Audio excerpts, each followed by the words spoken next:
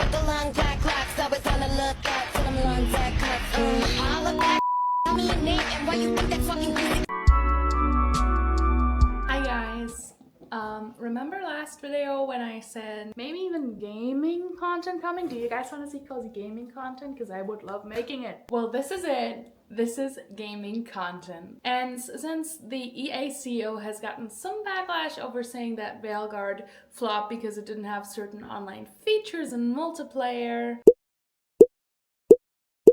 I thought it was time to share my Dragon Age opinions because trust me, I do have many. But first, a little warning, this video will not be about Dragon Age being too woke or the fact that some character creation choices ruin the whole game for some people apparently. This video is purely about my personal opinion and vibes. So let's keep that in mind, shall we? If you're wondering how I personally am qualified to make a video on this topic, then I will tell you I am not. However, this is my channel, and personally I do believe that playing Baldur's Gate 3 and Dragon Age Inquisition is giving me enough expertise, if you will, to state my opinion on Dragon Age The Veilguard. And before we get started, one more thing. I do want to give a special shout out to my favorite sibling who introduced me to the Dragon Age series. You know who you are. You know who you are. Hi there, you are the GOAT. I hope you love every single part of the finished video. Love you, and let's head into the video. Just a quick warning, there are gonna be spoilers from this point on. So if you haven't finished the game and you still plan on playing it all the way, this is your time to click off. Go away. Come back later. Come back later, okay? I don't want to, like, kick you out. You can come back later, but don't watch it. I'm sorry. Listen, I am a hater, and I'm not ashamed of that. I am a hater at heart, okay? So why don't we get started and talk about the stuff that I did not like about Dragon Age The Veilguard. Spoiler alert, it's not what the CEO thinks.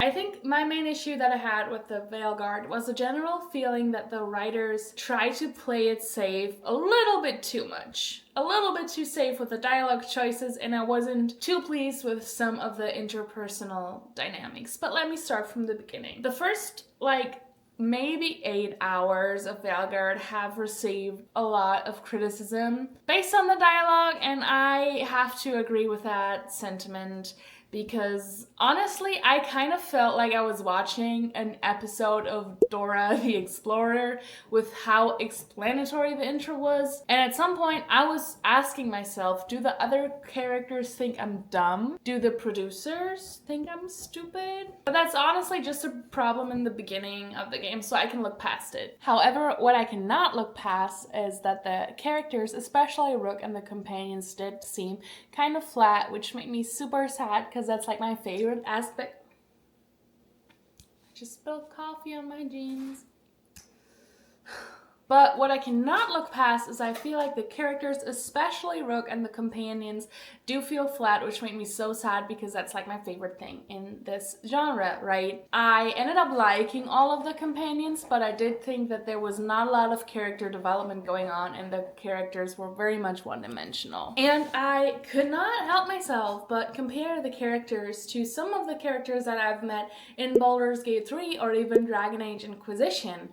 And those were characters whose story I deeply resonated with. And unfortunately, I was not able to form that deep attachment with characters in Dragon Age The Veilguard. Another thing that kind of bothered me were Rook's dialogue options, because I often felt like I had 3 options that essentially said the same thing. So therefore, it felt like I didn't really have a choice, but it was more of an illusion, given that my answers barely affected the story, if all. And even though I must say that there was some growth in Rook's character, especially after we find out that Varric died,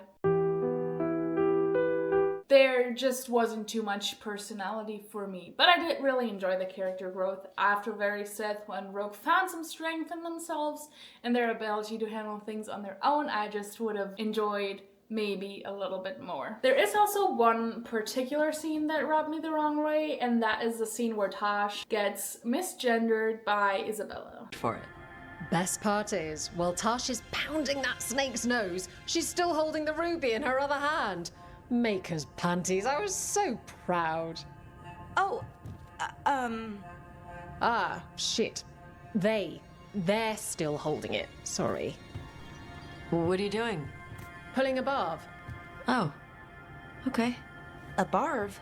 Tradition in the Lords of Fortune, from one of our old members, Barv. Good guy, but like most of us, his plans went sideways a lot.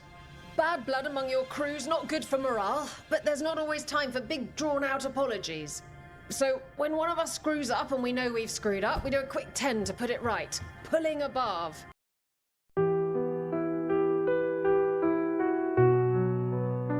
Like it was like really forced.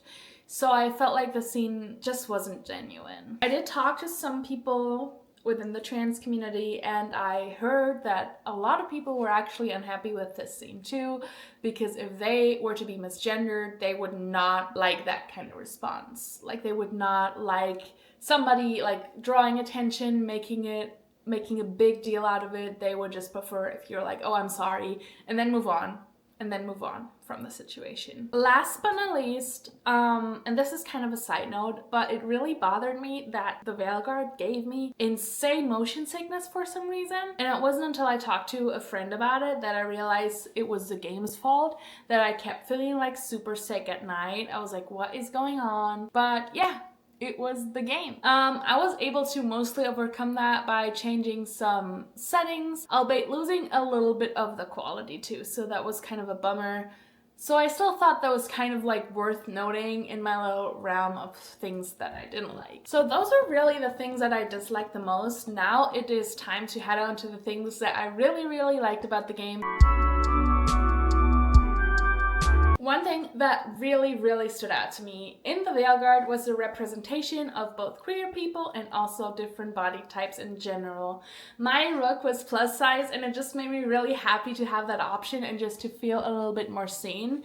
And I feel like they really outdid themselves with the LGBTQ plus representation in this game, especially like trans visibility, with the option to have little conversations about your identity, which was done really beautifully in my opinion, in contrast to the misgendering scene. Even though Rook and the companions felt kind of flat to me, I did really enjoy some of the side characters. It was so good to see Varric again, and I feel like they did a good job staying true to his personality. They also did a really good job in making me really emotional about his death, and this is something I'm forever going to be spiteful about. So EA, if you're watching this right now, I'm coming for you, okay? Another thing that I absolutely loved was the combat. I thought the combat was set up to be so fun, even though I only tried the mage combat, but I had a blast doing it. I didn't get bored in the fights at all.